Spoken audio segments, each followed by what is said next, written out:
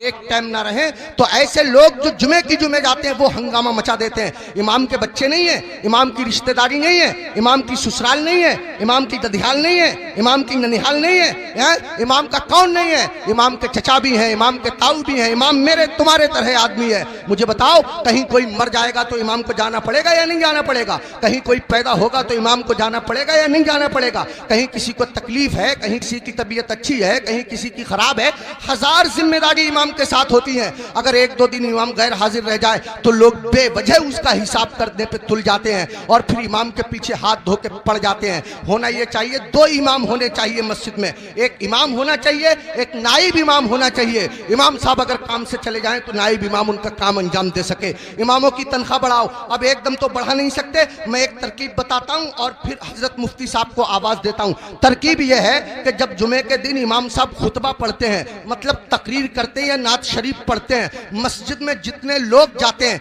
अगर सिर्फ 10-10 रुपए से इमाम साहब का मुसाफा कर देंगे तो कसम खुदा की आपके पास से 10 रुपए जाएंगे, मेरी मस्जिद के इमाम साहब के पास हजारों रुपए इकट्ठे हो जाएंगे। इमाम साहब के बच्चे खाएंगे, उनके दिल से दुआ निकलेगी। देखो, अगर इमामों की तनख्वाह कम होती है तो नमाजें खराब होती हैं। आप कहेंगे कैसे? मैं बताता हूं आपको। इमाम साहब की तनख्वाह 4000, बीबी की दवा चल रही है 3000 रुपया महीना की, 100 रुपया रोज उसकी बीबी की दवा चलती है। अब कितने रुपए बच्चे उसके पास? 1000। उसमें गैस सिलेंडर भी है, उसमें तेल भी है, उसमें नमक मिर्च भी है, उसमें दालचीनी पत्ती भी है, सब दुनिया भर के खर्चे। आप गौर कीजिए, अब इमाम साहब मस्जिद के मुसल्ले पे खड़े हैं, नियत बांधे हुए नमाज की, अब पढ़ रहे हैं सुब्हानक अल्लाहुम्मा व बिहम्दिका व तबारक अस्मुका व तआला जद्दुक व ला इलाहा गैरुक। अब सुबहाना जब खत्म हुआ तो इमाम साहब मन मन में सोच रहे हैं, यार कोई मर भी तो नहीं रहा है, 40वां हो जाता, कुछ रुपए मिलते, खर्चा चल जाता, यार किसी की शादी भी तो नहीं हो रही है, निकाह पढ़ाने के लिए मिल जाता। इमाम साहब खड़े हैं मुसल्ले पे, सोच रहे हैं, पढ़ रहे हैं 40वां, खड़े हैं मुसल्ले पे, पढ़ा रहे हैं निकाह। कसम खुदा की अगर तुम लोगों ने अपने इमाम की तनख्वाहें माकूल रखी होती तो तुम्हारा इमाम जहां होता इमाम की नीयत भी वही होती, तुम्हारा इमाम जहां होता इमाम का दिल भी वही होता, तुम्हारा इमाम जहां होता इमाम का ख्याल भी वही होता। इमामों की तनख्वाहें बढ़ाओ, मिला करो, हर हफ्ते मामूल बना लो।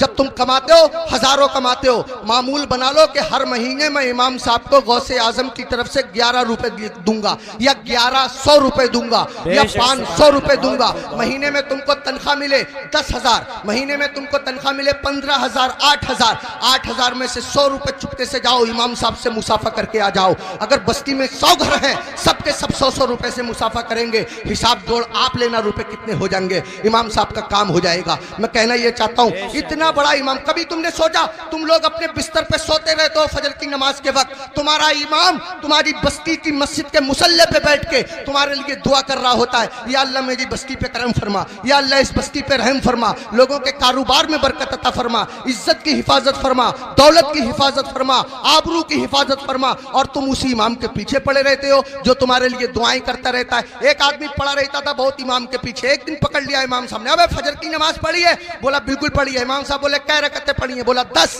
का फजर में 10 हो गए रे?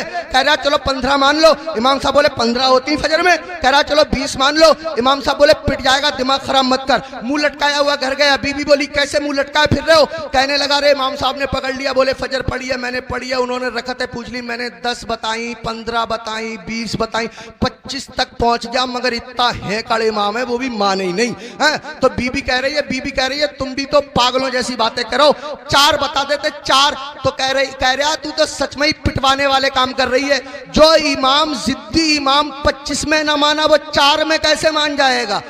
25 में माना नहीं, 4 में मान जाएगा। पिटवाने वाले काम कर रही है। इमामों के करीब आओ, इमामों का ख्याल रखो। जब खाना खाने बैठा करो इमाम को फोन कर लिया करो, हजरत खाना खाया नहीं खाया, आया नहीं आया, अगर आया तो क्या आया। अगर तुम्हारे घर कोई अच्छी चीज बना करे इमाम को पहुंचा दिया करो, इमाम का ख्याल रखा करो। बाल काटने की दुकान है, इमाम से बाल तरशवाने के पैसे मत लिया करो। कपड़े सिलने की दुकान है, इमाम के कपड़े फ्री सिल दिया करो। पूरी बस्ती का एक इमाम है, क्या नहीं हो सकता? मुश्किल काम नहीं है, मुश्किल काम नहीं है। एक इमाम के साथ अगर ये रियायत की जाए, कोशिश करो अपनी मस्जिद के इमामों को हज कराओ, उम्रे के लिए भेजो, सब मिलकर के कोशिश करो तो कोई कर रहा काम नहीं है। मैंने बहुत कीमती वक्त ले लिया, आपसे भी मैं माफी चाहता हूँ और मुफ्ती साहब से भी मैं माफ़ी चाहता हूँ, मिंबर शरीफ पे बैठे हुए तमाम लोगों से मैं माफ़ी चाहता हूँ। मेरे दिल की तमन्ना थी, मेरी आरजू थी, इमामों के बड़े बुरे हालात लोगों ने बना दिए। यही वजह है हमारे 50% मौलवियों ने अपना कारोबार शुरू कर दिया, इमामतें छोड़ दी, और इमामों के साथ ऐसे ही रवैया रहा तो कसम खुदा की तुम लोगों के बच्चों को अल्लाह और रसूल का नाम सिखाने वाले लोग मिलना मुश्किल हो जाएंगे।